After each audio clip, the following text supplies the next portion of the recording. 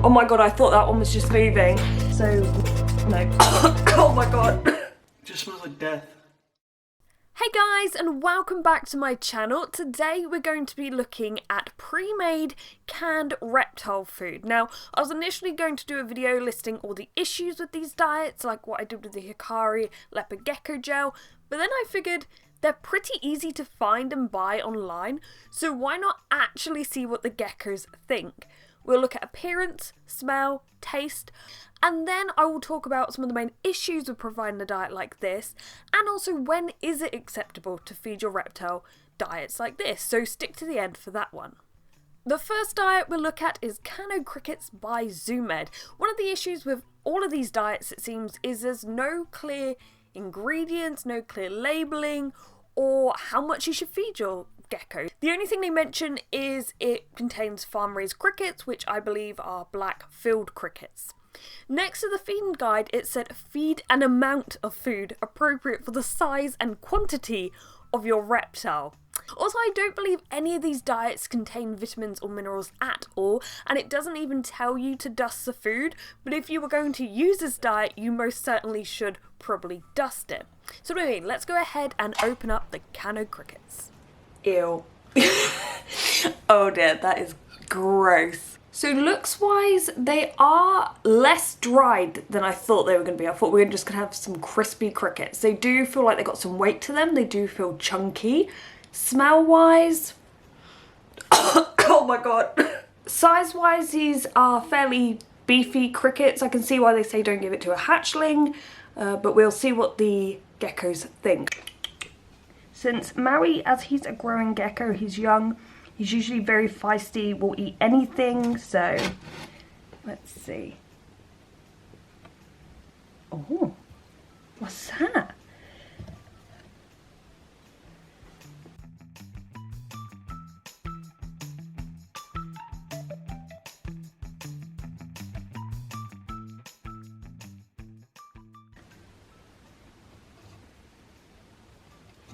Oh, he's taking it.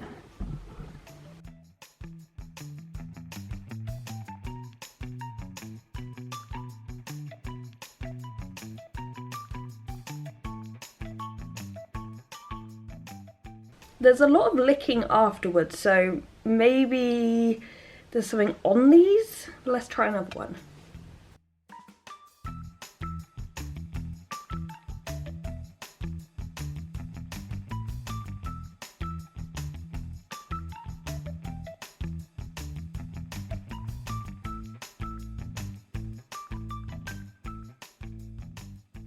Sticking to the Cano theme, we have the Zoo Med's Cano Worms. Now the description for this product simply says contains medium mealworms, so once again probably no added nutrients or anything like that. Also, all of these Zoo Med products are made in China. Considering how easy it is to raise and breed crickets and mealworms and how many bug farms we have over here, not quite sure why we have to outsource and import insects, but okay.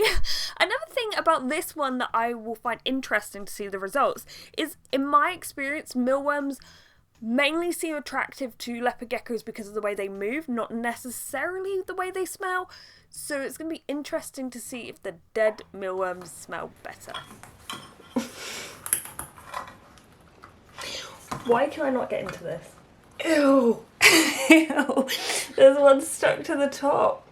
Oh my god, I thought that one was just moving. So I don't know why, but when I look at them, I just see slight movements and I'm like, what is going on? They kind of feel a bit moist, like there's something on them. Smell-wise, they kind of smell like fish, but I will say the smell isn't overpowering like I thought it might be. Obviously, it's not great, but I guess the scent might attract the geckos, and I swear they're still moving. So with Minnie, a lot of the time, I do have to hold the food for her. So this is just because she has a bad eye. She's always had it. So this just makes it easier for her to catch her food. So this isn't too unusual. So the biggest thing here is going to be sort of the taste and the scent and whether or not that's something she finds appealing.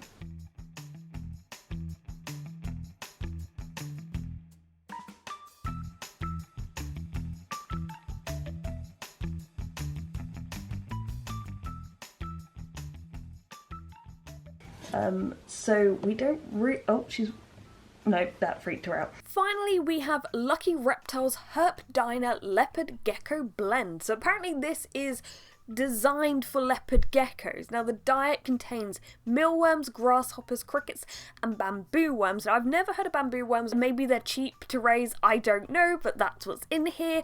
This does also contain cuttlefish bone, so there is some calcium, and apparently the calcium phosphorus ratio is 2:1. So that's positive, I guess, but you would still need D3 because you can't absorb calcium without D3, so once again, if you only fed this diet, it wouldn't be very good. Anyway, let's check it out. Oh, wow. So there you go. It's pretty much the same thing, but this one has more of a mix. Also, the bamboo worms are a lot bigger than I thought they would be. Smell-wise, they kind of smell like meat, maybe? I'm not sure. It's kind of a weird smell. Obviously not a nice smell, you've got dead insects, but it's not overly pungent.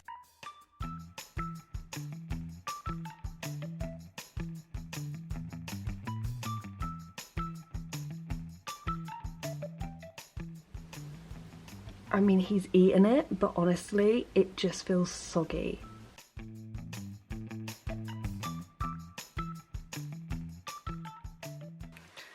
Okay, so he's not really interested in the hopper. Oh, are you now?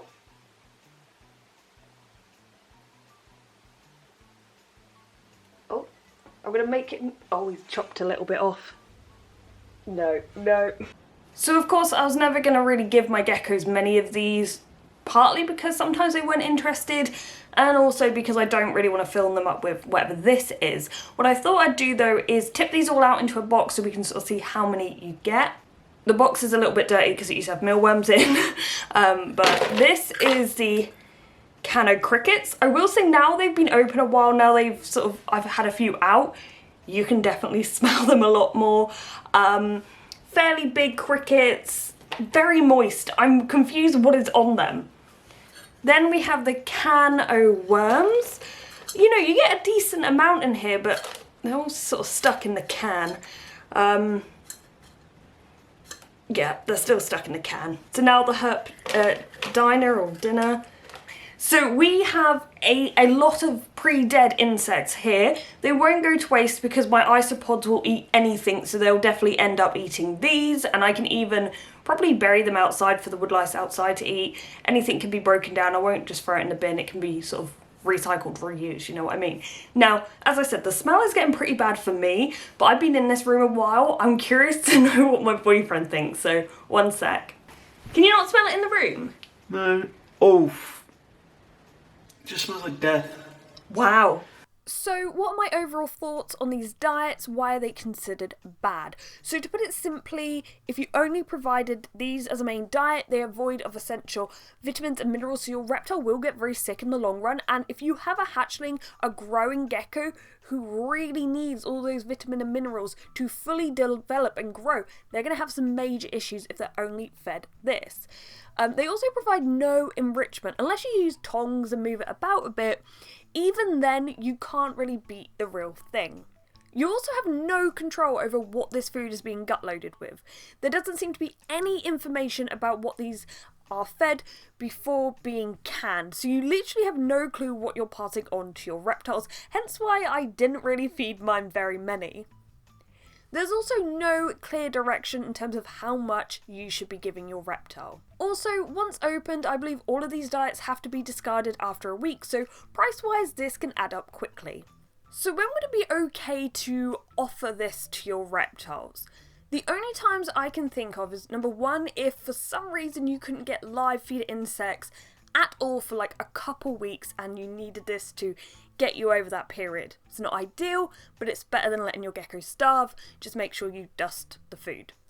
The other time, and this has come up a few times in reviews, is when people are going on holiday or vacation and they have a family member who doesn't like handling live feeder insects care for their reptile. So this is just an easy and convenient way of feeding them for like a week.